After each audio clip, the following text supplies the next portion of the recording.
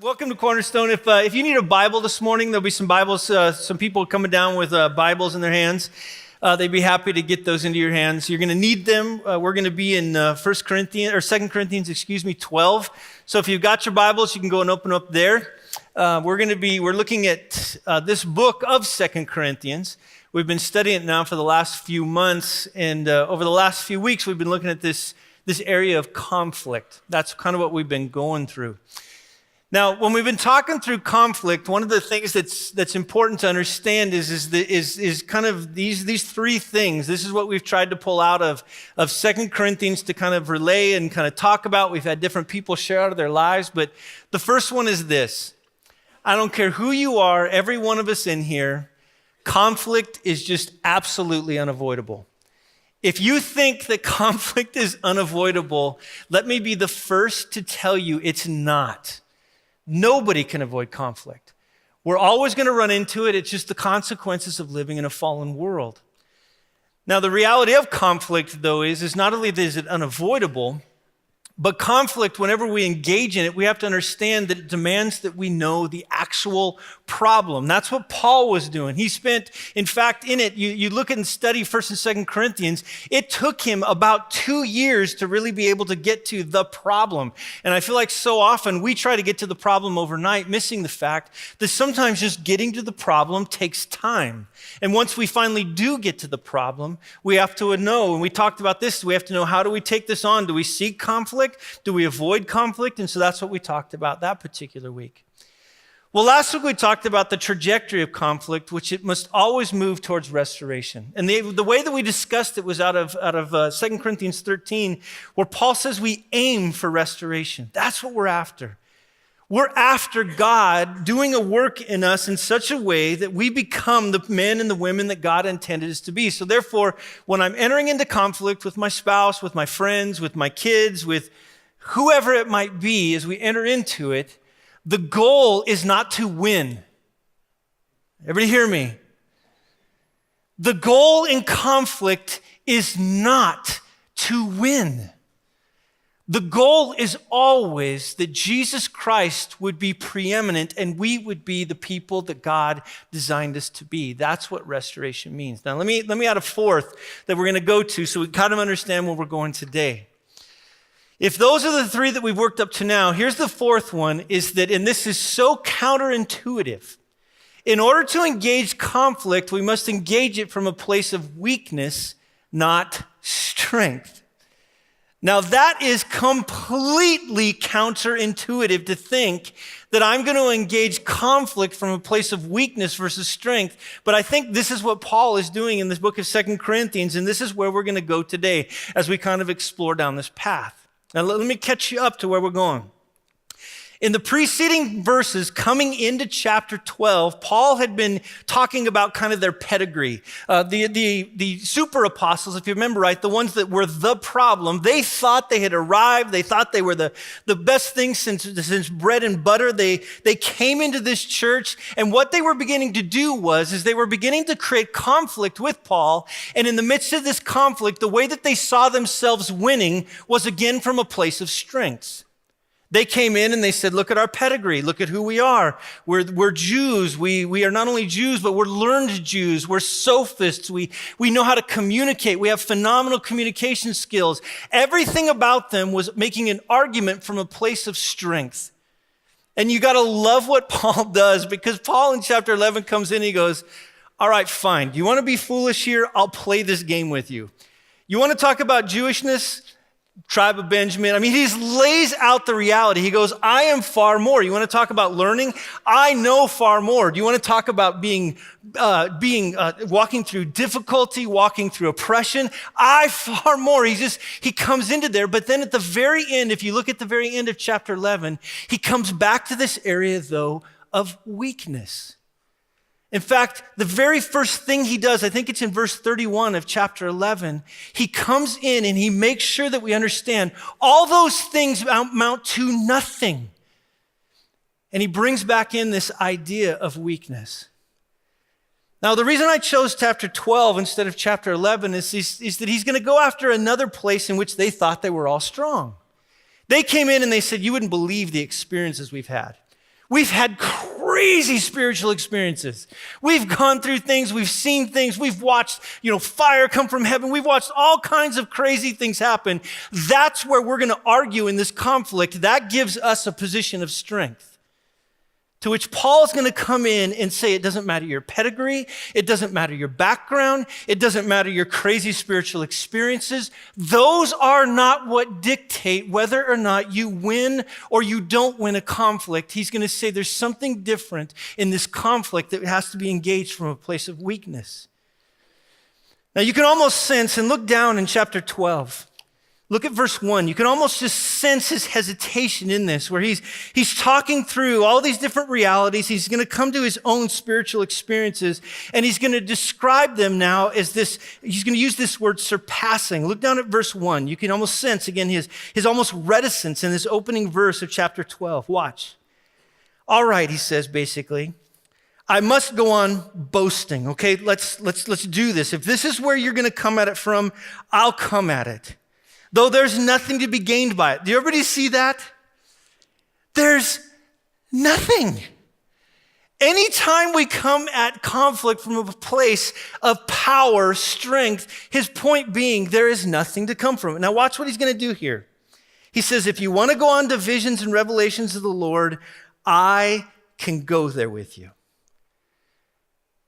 His whole point being, if you want to play this game, I'll play this game with you. But again, I love it in there. There's no point to it. Now, what he's going to do is he's going to pull out this reality. He could have gone for what happened to him on the road to Damascus. He could have gone to a different place in which all these experiences that the Apostle Paul had. But it's almost like he doesn't want to play this game anymore in this conflict. And so he goes for the chief of all of them. And unsurprisingly, Paul's boast in this incredible revelation he's about to do is going to be this huge, gigantic reality, but he's going to connect it at the end, again, to weakness. Now look at verse 2. He opens up and he gives this kind of bare bones description of kind of his personal catching up. The word is actually where we get our word rapture from, into the third heaven, into paradise. Verse 2, I know a man in Christ who 14 years ago was caught up to the third heaven. Whether in body or out of the body, I don't know, God knows. And I know that this man was caught up into paradise, whether in the body or out of the body, I don't know, God knows. You get a point here, he's trying to get this across. And he heard things that cannot be told, which man must not or may not utter. Now, twice he does this in third person. Now, why? Because we know this is Paul, because in verse 7, he's going to come in and go, I'm the one that saw it. Why in the world is he going, there's this dude that I know? Usually when people are doing that, they're about to pull a fast one on you. They're about to kind of fool you. They're trying to kind of sweep in and take advantage of you. But Paul, I think, here is moving what was a classic kind of way that they would argue back in the day, from the lesser to the greater. He's saying to them, this experience that this guy that walked through, which happens to be me, is the lesser, and to the point where I'm about ready to get to the greater. Now again, he's laying out what's going on with them, between them. Now the very fact, if you look down in that text, if you kind of see that word to be caught up, or that word rapture, that he talks about this, is he's saying, I think in essence, it's almost unimportant to my ministry. It's not the most important thing. We know that 16 years before this, it would have been about the early 40s. Paul would have been a guy that would have been in either Tarsus, or he would have probably been in Antioch maybe. He hadn't even gone on his first missionary journey at this particular point. But something happened in his life that God decided, I'm going to give you a vision of heaven that's going to be unique and powerful for you. But it's going to be one that Paul's going to talk about. Or he's going to say to them, I didn't really talk about it ever. In fact, we would have never found out about this unless Paul needed it for this particular moment. He even says in there, he goes, I don't even know really what happened. I don't know if I was actually in my body when I went to this particular moment. I don't know if it was just something that I was caught up into heaven. All I know is that I was there. Now, where's there? Well, the third heaven, now just go with me a little bit so we can kind of understand Hebrew thought on what the heavens were. The first heaven would be this place in which the birds fly, right? That's the first heavens. The second heavens would have been the place in which we see stars, in which we see planets. But then the third heaven was always known as this place in which God dwelled. That's where God was. Now, what he's saying here is that I was literally caught up, and we can even see that by this word paradise that's in there. I was caught up into this third heaven. In other words, I was in the very presence of God. I was there. I love this because in Luke 23, also in Revelation 2, paradise is always connected with God. Paradise is not a place, it's a person. And he says, that's where I was. I was there, I saw, in fact, the way that I think he was expressing, almost if you go back to chapter 5, I looked around and I saw the Father standing in all of his glory and the Son and the Spirit. I saw people, you even go back to chapter 5, verse 8, that were sitting there at home with the Lord, waiting to receive their new bodies in which now they would experience all of new creation with him. He said, that's where I was, but yet, verse 4, look down there, I cannot be told. There's some things that cannot be told, which may not be uttered, he said. Now, was it that somehow he couldn't say them? I don't think that was it. I think he was just saying these things were between God and I. They were given for my personal benefit, not to pass on. Now, let me just say this. If anybody ever runs into an experience like this, it's not to be bragged about. It's actually something that God is doing in your life for you. Now, how often does it happen? I know of it very few times. In fact, in the Bible, we only see one other time besides Paul getting caught up into heaven. Now, the funny thing is, every time you ever read about somebody going to heaven, the first thing you read about is a book deal, a movie, a seminar, the 5 ways you can get caught up into heaven just like me. What does Paul do? Quiet. Quiet. Paul was not about power. In this moment, he realized it was for him. It was something that, again, it only has ever taken place to John in the book of Revelation from what we can understand in the New Testament. But I think this is what's so great. Now, why did God take him there? I was wrestling through this, and one of the guys that I came upon is a guy named John Calvin. You might have heard of him. Kind of an important guy from our history. But he wrote this. He said, this thing happened for Paul's own sake, for a man who had waiting for him troubles hard enough to break 1,000 hearts needed to be strengthened in a special way to keep him from giving way and to help him to persevere undaunted. In other words, why did God take him there? Because he was about ready to walk a very, very difficult path. I think that's why Paul went there. Now, the interesting thing about having these types of experiences is we tend to weaponize them. We tend to use them to our advantage, to our benefit. Whenever we go into conflict, we tend to take things like this, what the super apostles had done, and we tend to go into it. So take, for example, have you ever heard the person when they come into conflict that instantly they go to the fact that I'm just older? Anybody? Okay, the only reason they do that in conflict, if it wasn't conflict, they would never tell you their age, right? Expertise, well, you know who I am. I'm Todd, godly man, vicar. I mean, we just use these titles, we use expertise. We tend to use even the Bible at different times to manipulate people. We throw things at people out of Scripture to begin to manipulate them for what we want. We come at them from a position of authority. We use things within our relationships like sex and affection. We hurt how others have hurt and pained us. We hurt others and their failings against us. We grab these things that have happened to us experientially, and we have a tendency then to take them and to use them against other people in order to win the conflict. But yet Paul kept this one back, and he never used it against them. In fact, even the only reason he's telling them this right now is so that he can tell them something so much greater than using things against people. So much of conflict has to do with setting myself up to win. It's why in the midst of conflict we gossip. Why do we gossip? We're trying to amass for ourselves all the people that we can to be able to handle a particular situation. And so if I can just get these people on my side, then when we go into it, I have a greater strength to deal with it. Be damned if it has anything to do with the truth. Paul's like, this is how you're operating. This is not how I operate. That's not where I'm at. It's not about power. It's not about using things to my advantage. It's not about those particular things. There's something that is so much greater here. And I think Paul, from the evidence of the text, he certainly could have taken the story of his rapture to the grave, and nobody would have ever found out about it if it wasn't for this particular moment.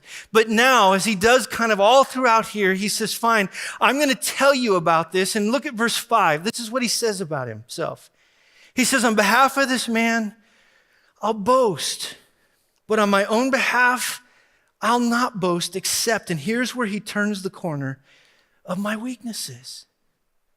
I'm not about power. I'm not about prestige. I'm not about all these things that the world uses to get things. That's not what I'm about. Look at what he says next.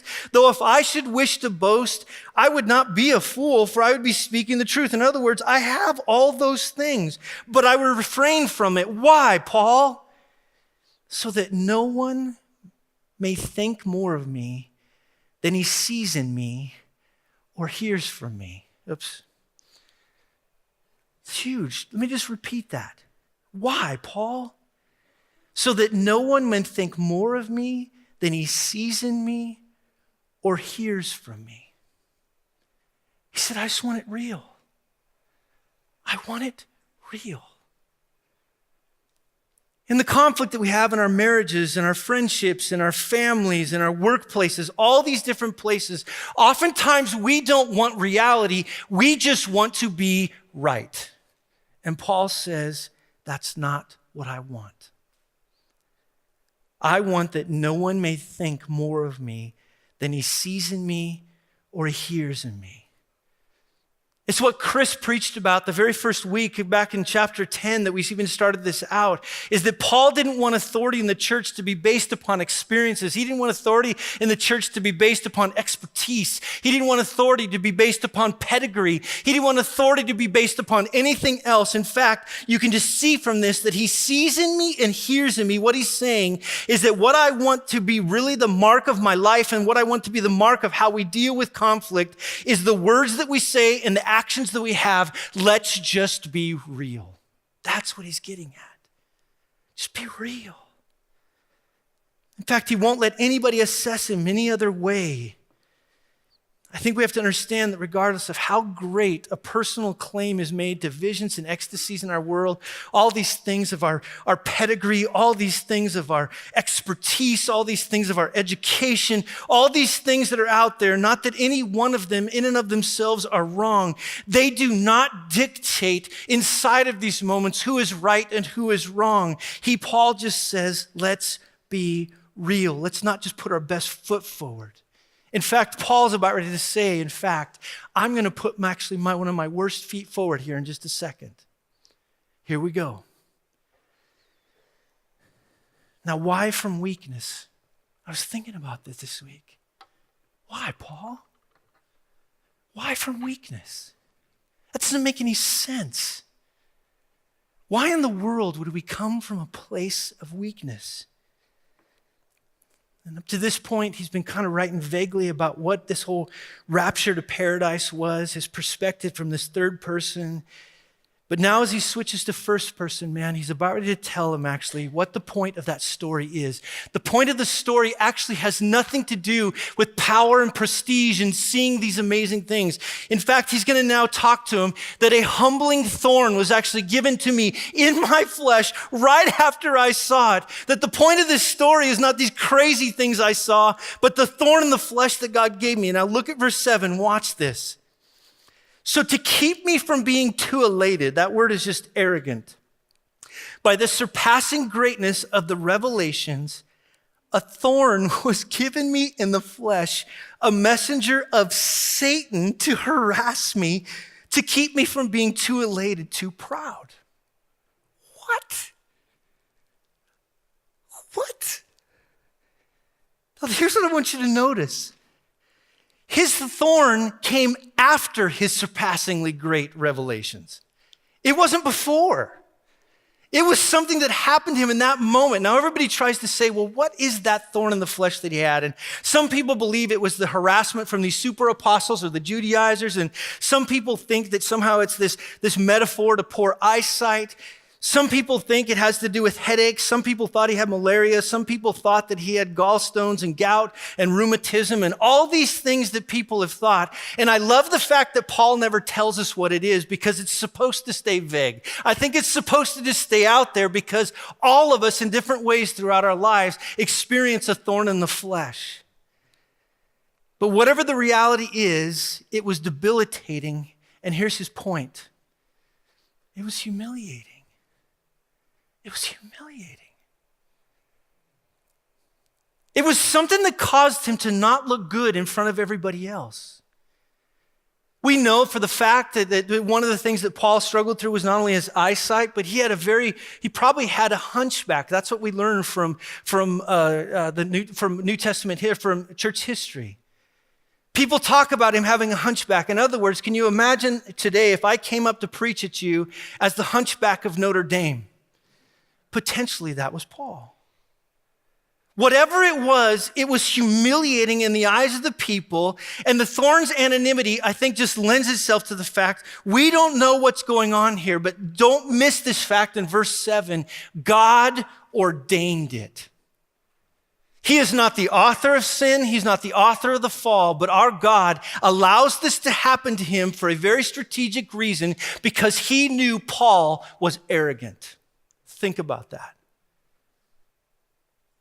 Paul's saying, I'm going to put my worst foot forward here right now. I'm not going to put my best foot. We could totally go down this pedigree line. We could totally go down crazy spiritual experiences line. But I'm going to tell you the actual thing that happened off that was something to sustain me through all the realities God was about ready to call me to. But the reason now that I got the thorn in the flesh, just to be honest with all of you, is that I believe that God gave it to him, and he believed God gave it to him, because if he didn't, he was going to be an arrogant man. So that's where I'm at. The truth is, this thorn was Satan's work, but God allowed it. No matter what comes into our lives, it is Satan's work as far as negative that way, but God ordains it. He allows it. He was determined in that particular way. I would say it was what it's supposed to be. And what's stunning here is these super apostles who worshiped health and wealth and prosperity and well-being. They would have looked at his affliction and saw it as such a terrible thing, a weakness. They would have seen it as something that didn't make him an apostle. They would have used it against him in this conflict. In fact, they probably did mock if it was a speech impediment. Some people believe at this particular juncture it might have been a speech impediment. Whatever it was, they mocked him for it and said, then therefore he can't be an apostle. But Paul says that's how the world does conflict. That's not how the church does conflict, because if they would have known anything, this thing that they're now mocking in me is actually something that God ordained so that I didn't become an arrogant man. It would have absolutely thrown these men under the bus. Paul was saying, I am living proof that the gospel can't be hindered by weakness. In fact, Paul is saying, the only way the gospel moves forward is in weakness. That's it. I don't think this suggests at all that Paul enjoyed or used his thorn in the flesh to his advantage. I don't think he thought, oh, afflict me, Lord, I like it. We can see this. Look at verse 8. 3 times I pleaded with the Lord about this, that it should leave me. God, remove this thing from me. If you've ever had a thorn before, you know kind of what Paul's talking about. My youngest one, yesterday we were out in the yard and he got a thorn. It was almost perfect for today. And he comes in and he's like trying to show it to me, right? A 2-year-old trying to explain to a 46-year-old what in the world is going on inside of my finger. And I'm looking at his finger and finally I realized a sticker, a thorn had got down in there. And I go, oh, buddy, Daddy's going to have to dig it out. Now, Mommy would have said it, hey, we'll get that thorn. But Daddy said, dig it out, because that's what we had to do. I took his little finger, used some clippers and some different things, but man, it took forever to get that thing out. But Paul's point is this thorn was not coming out. The Apostle Paul who had healed people. The Apostle Paul who had sent prayer cloths over the kingdom and people had come back to life. The Apostle Paul who did these incredible things couldn't even heal himself. And Paul is looking at those particular people and saying, I'm putting my worst foot forward I get in this particular moment. I'm putting it forward. Because reality is, in seeing those things, the greater reality is that God had to do a work in me. He prayed. I think it would have been similar to the prayers of Jesus. I think this whole moment of 3 times praying, like out of Mark 14, where Jesus Christ even asked in that moment, God, if there's any way this cup can pass, let it pass from me. And then he would finish each time, what? Not my will, but yours be done. Paul said, I don't get that. I begged God. How often have I heard, or have I been the one begging God, God, would you do a work here? And little did we know that God had something that he was doing big in Paul's life. Paul had a father that loved him, that cared about him, that in this particular moment, he might have been hearing the word no from God. That's what he might have been hearing. But listen to me, if you're a follower of Jesus Christ, it's never no. It actually has something more to do with not the negative, but I've got something else for you that's better for you. Paul was begging, and yet God had a different plan. Look at verse 9. It came in the form of an explanation, and just listen to me. This particular verse is the high point of all of 2 Corinthians. You're about ready to read the apex of this entire letter in these next 2 little sections in verse 9. He said to me, now just listen to this. My grace is sufficient for you, for my power is made perfect in weakness. What? It should read, my grace is sufficient for you, for my power is made perfect in strength, Paul. That's what it should read. Why in the world does it read weakness? And at this summit, at this lofty peak when it's hit here, I think now the true proportion of Paul's entire argument that he's putting all throughout the entire book of 2 Corinthians, this whole conflict that's going on was a conflict between an understanding of weakness and of strength, is that there was a group of people that thought that in order to be a follower of Jesus Christ, I have to be strong and I have to have it all together and I need to look good and I have to have everything in its right place. I have to have everything looking good on the outside, and yet Paul's saying, no, actually, those that are authentic followers of Jesus Christ are the weakest people on the planet because they know their desperation for God. You did not come to Jesus Christ. Listen to me. You did not come to Jesus Christ in strength. You came as a beggar, begging God for forgiveness, and you encountered a Father that granted that forgiveness. But we never leave a point of weakness. We as Christians are always weak, even in conflict. Can you imagine if today you had conflict and weakness? Can you imagine this week if you didn't go do conflict where you arranged your power scheme to be able to deal with the conflict? Can you imagine if you didn't throw around your weight? Can you imagine if you didn't throw around your expertise and your age? Can you imagine if you didn't use things against people like withholding sex and affection, like withholding love, like doing these weird things that we do to gain power? Can you imagine if you didn't do that, but instead you came like Paul did as a weak man in desperation upon God, and you just came into this conflict realizing, God, unless you show up here, nothing is going to happen. And so therefore, I'm going to come like you've told me to come, in absolute weakness. That's how I'm going to come into conflict. This is the apex. If you've come to follow Jesus Christ because you think somehow you are strong, you're in the wrong place. The one thing we know about all of us that know Jesus is we are a bunch of former sinners that still battle sin every day and that are in constant need of the grace of Jesus. If you don't think you need the grace of Jesus, this probably isn't the place for you. And this is Paul. He talked about weakness in 2 Corinthians 1:8-9.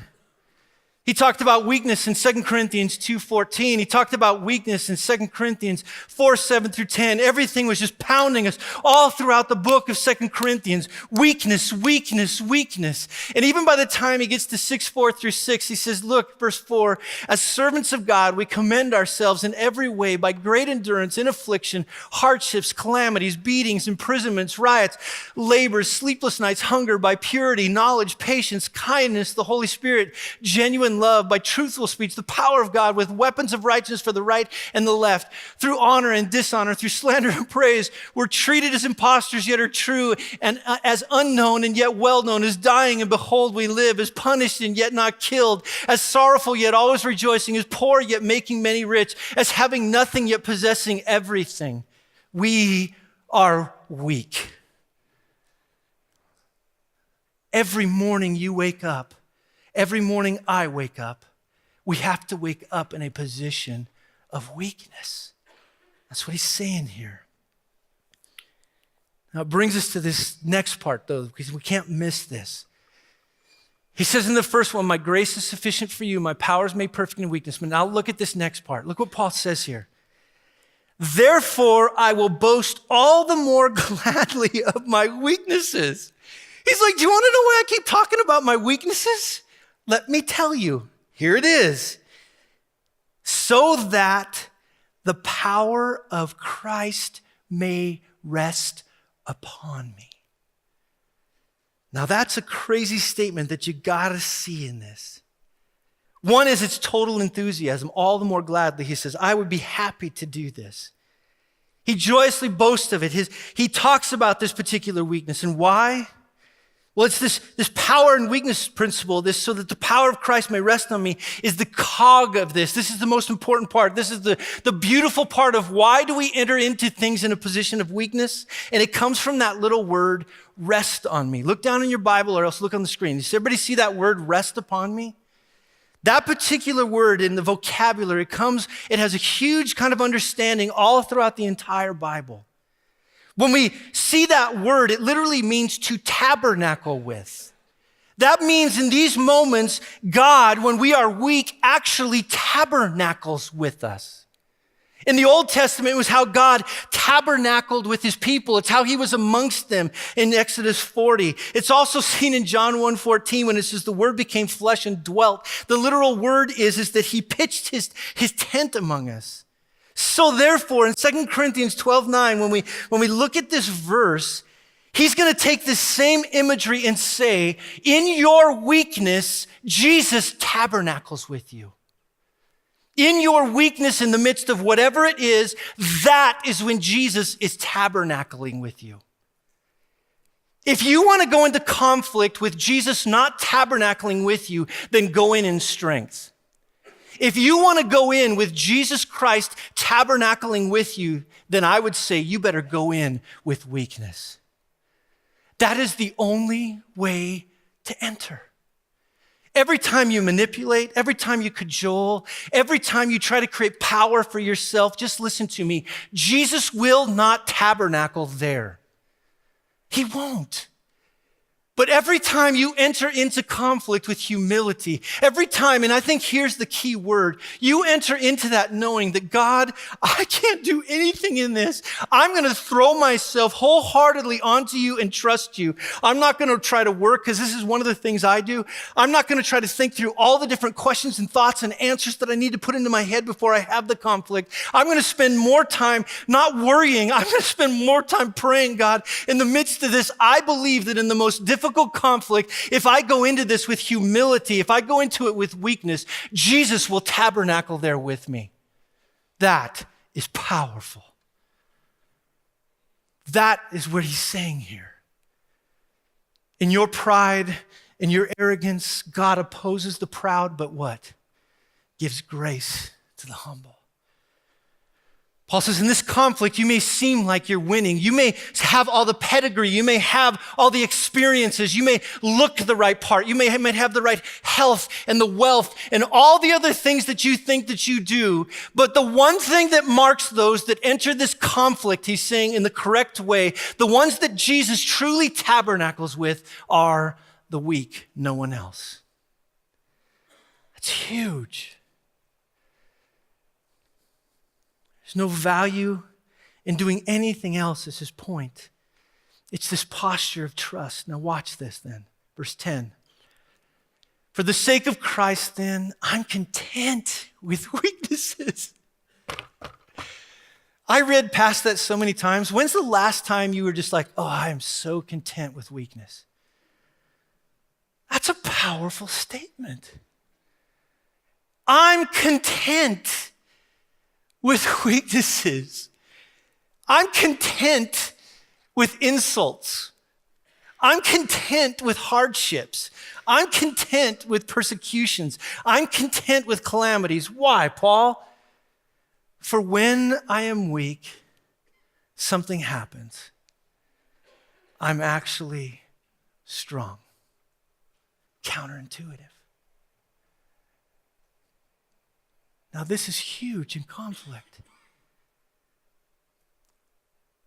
Because when I enter into that thing, so often I can feel so weak and I can feel so out of place and I can feel so much like I don't have everything together. I can feel all kinds of ways that I want to feel. But if I go in with a posture of trust, a posture of humility, a posture of realizing that God is going to have to do the work here, of entering into that conflict and saying, God, it's not about me. God, it's just like Paul said, it's about these being real. God, if that's what it's really about, I'm just going to go into it trusting you wholeheartedly. I don't have to put all my ducks in a row. I don't have to try to come up with all the questions to every answer and the answer to every question. I don't have to come into this thing lying and manipulating, cajoling. I don't have to come into this thing coming in with my nuclear bomb weapon that's going to somehow end the conversation. I don't have to go in any other way other than humble, because I know if I enter in this position of weakness, Jesus will be there.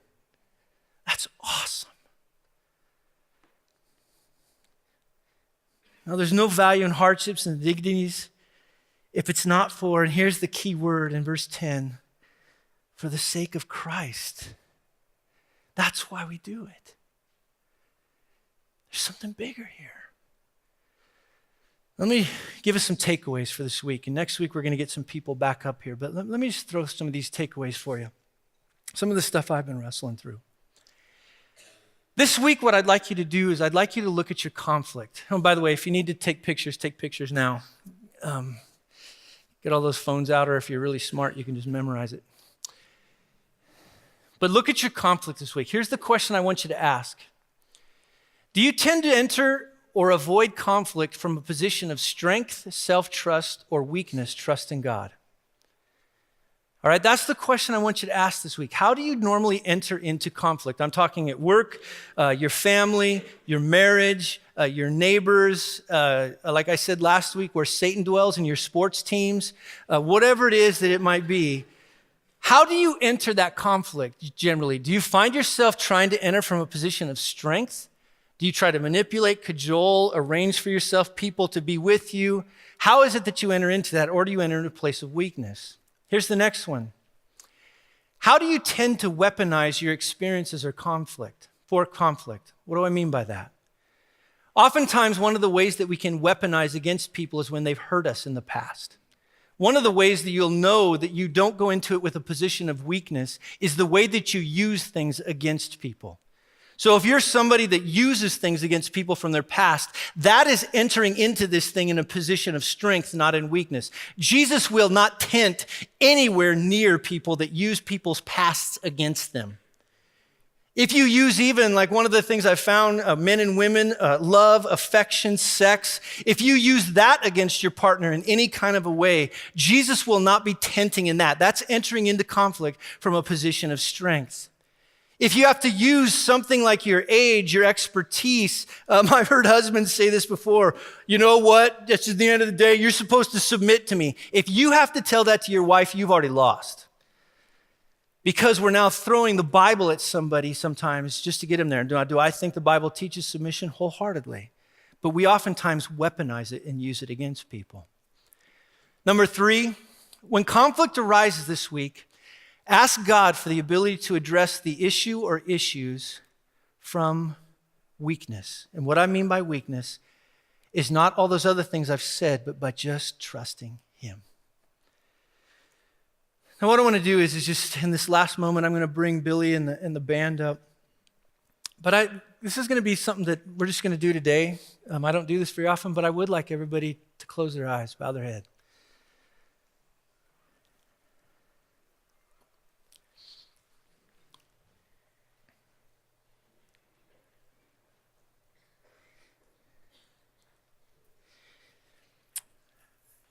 I think somewhere in dealing with your conflict,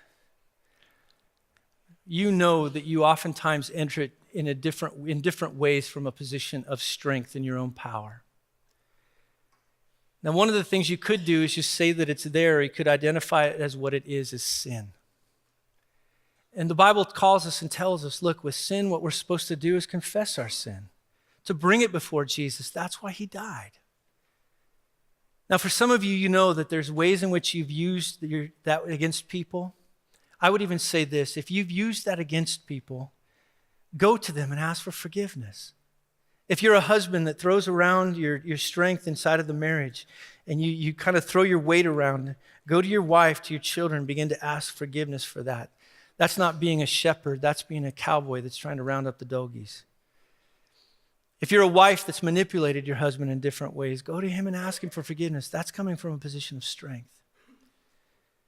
If at work you're coming into those and you're constantly finding yourself trying to arrange yourself with other people to gain power, to be able to deal with office circumstances, man, confess that to God. If you find yourself gossiping a lot, that's a form of it. Just in these moments, just wrestle with God. Have him search you. Maybe even as we're sitting here right now, you're thinking to yourself, I don't know how I can do this because I've spent years and years and years of operating from a place of strength, not from a place of weakness.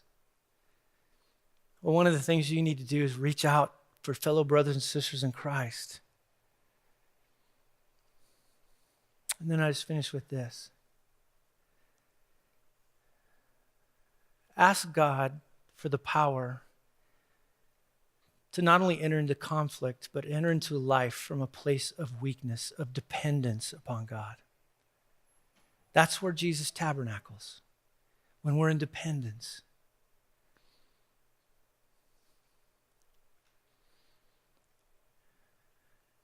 And if you're not a believer here today, let me just say this to you with all heads bowed, eyes closed.